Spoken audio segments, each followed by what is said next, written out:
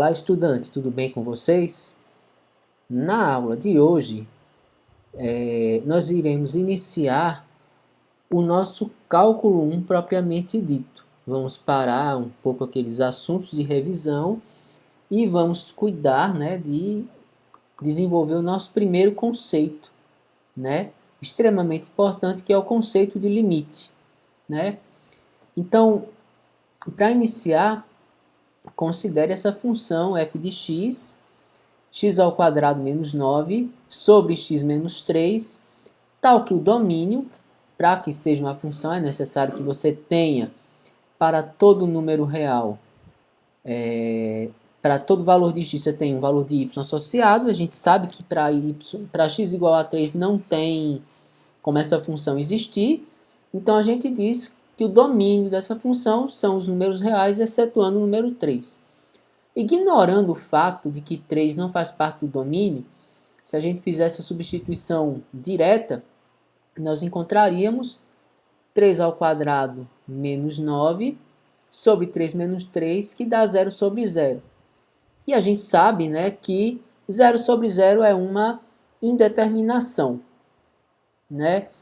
Qual é a ideia, né? Tá, a função ela não é definida em x igual a 3, mas o que acontece com essa função quando estamos na vizinhança de 3, ou seja, quando x se aproxima de 3, ou seja, pelo lado menor que 3 ou pelo lado maior que 3, né? Se a gente for atribuir valores a x, por exemplo, a gente atribui x igual a 2, nós obtemos 2 ao quadrado menos 9, que dá menos 5, sobre 2 menos 3, que dá menos 1. Menos 5 sobre menos 1 dá 5.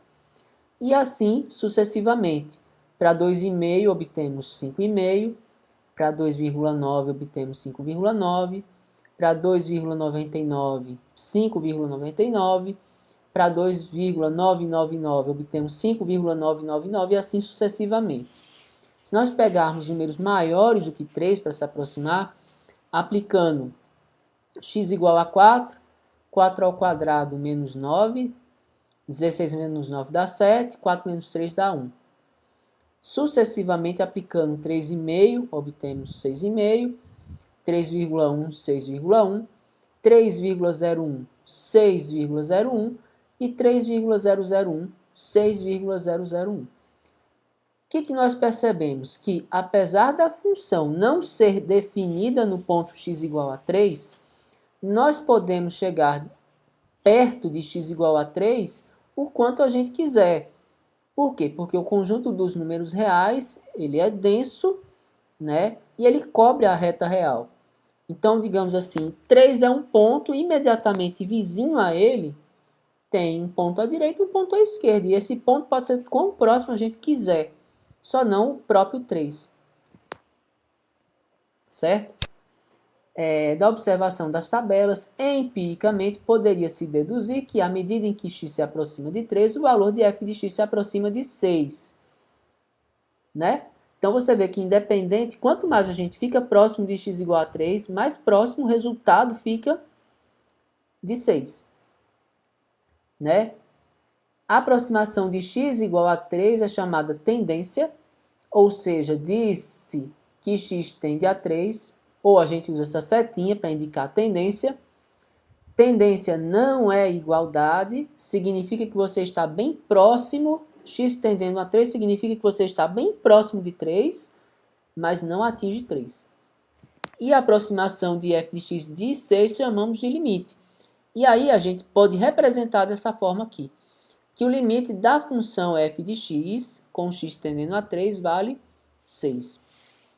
Professor, dá para pegar qualquer função e avaliar a tendência dela observando números empiricamente? Dá. Apesar de que nem sempre é possível você achar esse valor dessa forma, né? É justamente o que a gente diz aqui. Porém, não podemos confiar em uma simples tabela, até mesmo porque há uma infinidade de números reais mais próximos de 3 que os apresentados. Então, veja, eu coloquei na tabela 3,001.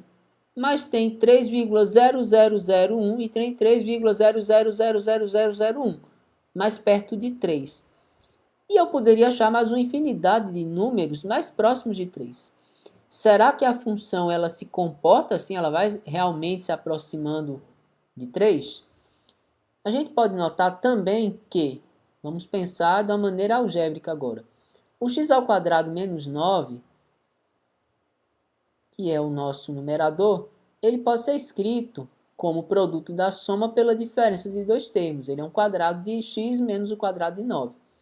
E aí a gente pode pegar a função x² menos 9 sobre x menos 3, fatorar esse numerador, e aí nós temos dois termos semelhantes, a gente pode cortar e encontrar x igual a 3, x mais 3. Significa que f de x é x mais 3? É para todos os números diferentes de 3. Por quê? Isso aqui, quando a gente faz um corte, significa que você está fazendo uma simplificação de fração. Você está dividindo ambos os termos por um número igual. Então, dividir numerador e denominador por x menos 3. Bom, aí o que acontece? Se eu estou dividindo por x menos 3, x não pode ser 3, porque x igual a 3 indicaria uma divisão por zero, que não existe. E aí nós podemos dizer, então, que o comportamento da função f de x é o mesmo de x mais 3, exceto para x igual a 3, onde a função não é definida. Graficamente, está aqui. Então, aquela função lá, ela é desse jeitinho aqui, né? Eu posso construir o gráfico de uma reta, por exemplo, para x igual a 0, 0 mais 3 dá 3. Para x igual a 3, 3 mais 3 dá 6. X mais 3 é essa reta e o gráfico de f de x é justamente essa reta tirando o ponto x igual a 3. Quando eu olho para o gráfico, aí eu tenho a certeza que quanto mais próximo de 3 eu estou com x, mais próximo de 6 está o resultado da função. Certo? Aí eu posso afirmar, sem dúvidas, que o limite é 6. Fazendo exatamente uma tabela, não. Por quê? Porque eu encontro alguns pontos aqui na proximidade, mas sempre vai haver pontos mais próximos, né? Dessa forma, a notação de limite seria essa daqui. O limite de uma função f de x com x tendendo a A é L. Significa que quando eu adotar valores de x, quanto mais próximos de A estiverem esses valores, mais próximos de L vai estar o resultado da função. Ou seja, pode se tornar f de x tão próximo de L quanto se queira, bastando para isso escolher o x próximo o suficiente de A. Então, não é necessário que a função seja definida no ponto A, ela pode ser definida, mas você percebe que quando eu adoto valores de x próximos de A, eu obtenho o f de x próximo do limite. E é isso, essa seria a definição informal ou conceito de limite, né?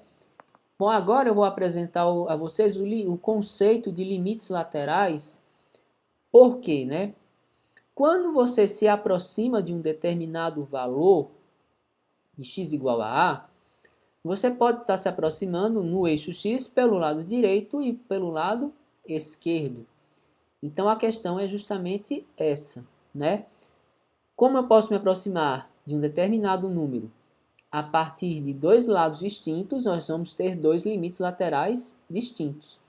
Eu tenho o limite lateral pela direita e pela esquerda.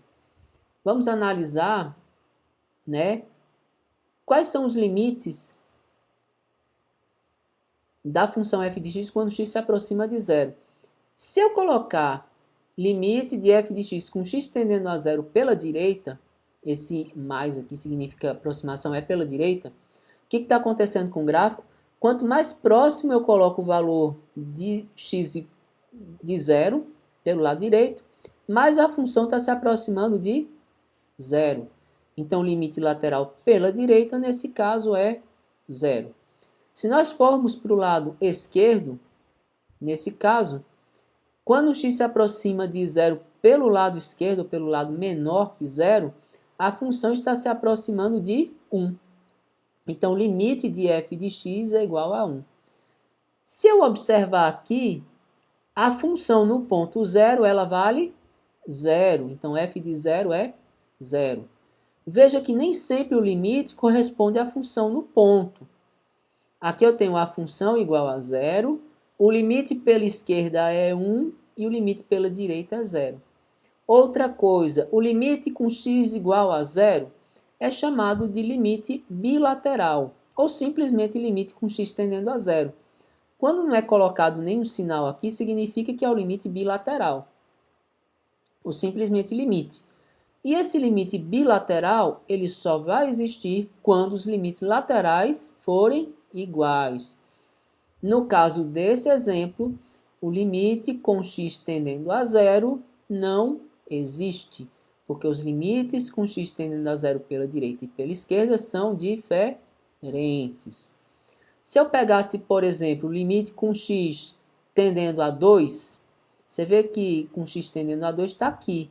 Tanto pela esquerda quanto pela direita, quanto mais próximo o x está de 2, mais próximo a função vai estar de 2.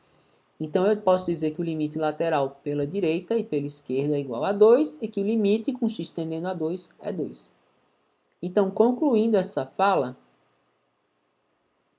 aos limites tratados na seção anterior chamar-se-ão limites bilaterais. Comparando a noção de limite bilateral ao que foi visto em limites laterais, pode-se notar que um limite bilateral só existe quando os dois limites laterais existem e convergem, ou seja, são iguais. Esse fato será provado posteriormente quando os limites laterais e o limite bilateral for definido formalmente. Nós vamos definir formalmente, vamos provar limites formalmente, né? Mas por ora, a existência de limite bilateral ou simplesmente limite com x tendendo a A implica na existência e igualdade dos limites laterais. Vamos agora a uma solução de alguns exercícios como exemplo. O nosso primeiro exemplo é: considere a função f de x igual a 2 menos x para x menor ou igual a 1 e x ao quadrado mais 1 para x maior que 1. Determine se existirem os valores dos limites com x tendendo a 1 pela direita e tendendo a 1 pela esquerda. Né? Antes de mais nada, né, vamos logo estabelecer quanto equivale a função no ponto 1, né? Quanto equivale f de 1? F de 1 vale... Se a gente for olhar para o gráfico, é que aqui não está muito claro, mas aqui você tem um intervalo fechado. Então, e aqui você tem um intervalo aberto. Então, f de 1 vai valer 1. Se a gente for olhar para a sentença, a igualdade está valendo para essa parte aqui, né? Então, para x igual a 1, eu vou usar essa lei aqui, certo? Então, f de 1 vale 1. Mas vamos lá, quanto é que vale o limite com x tendendo a 1 pela direita? Quando x tende a 1 pela direita, a função está se aproximando de 1 por aqui, ó. Aqui está o x tendendo a 1 pela direita, aqui é a função. O número que está se aproximando aqui é 2. Então, o limite lateral pela direita é 2. Já pela esquerda, quando se aproxima de x pela esquerda, a função está aqui, ó. Descendo aqui, está se aproximando de 1. Certo? Então, o limite lateral pela esquerda é 1. E o limite bilateral, no caso, ele não existe. Não existe porque os limites laterais são diferentes. Certo? Então, essa é a ideia, né? Bom, agora nós vamos ao segundo item, né? Vamos tentar justificar a inexistência desse limite. Então, o que ele está afirmando aqui, realmente é verdade, o limite de módulo de x sobre x, ele, com x tendendo a 0, ele não existe. Bom, considerando o que a gente tem, vamos pensar no gráfico. A primeira coisa que a gente tem que lembrar é que esse módulo de x, ele é uma função dada por mais de uma sentença, como a gente viu na aula passada. O módulo de x ele vai ser o x, se x for maior ou igual a zero, e menos x se x for negativo. Quando eu faço o módulo de x sobre x, que é o f de x, né?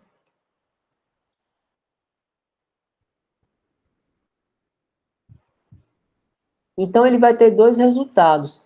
Ele vai dar x sobre x, que dá 1, quando x for maior que zero. Eu não vou incluir o x igual a zero, porque para x igual a zero a função não se define, né? E ele vai dar menos x sobre x, que dá menos 1, se x for negativo.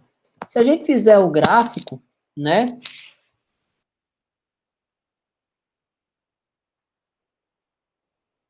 Então, ela vai dar 1 se x for maior que zero e menos 1 se x for menor que zero. Intervalos ambos abertos, porque a função não se define para x igual a zero. Bom, aí se a gente quer justificar a existência do limite, eu já falei para vocês que o caminho é olhar limites laterais em geral, né? O mais que a gente mais usa. Então, quem é o limite de f de x com x tendendo a zero pela direita?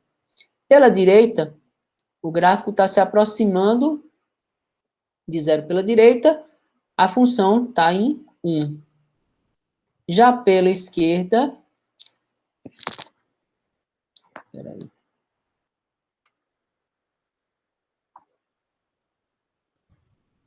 já pela esquerda, né? O limite com x tendendo a zero pela esquerda é menos 1. Quando eu me aproximo de zero pelo lado esquerdo, eu encontro menos 1. E aí, por conta disso, eu posso dizer que o limite com x tendendo a zero de f de x não existe.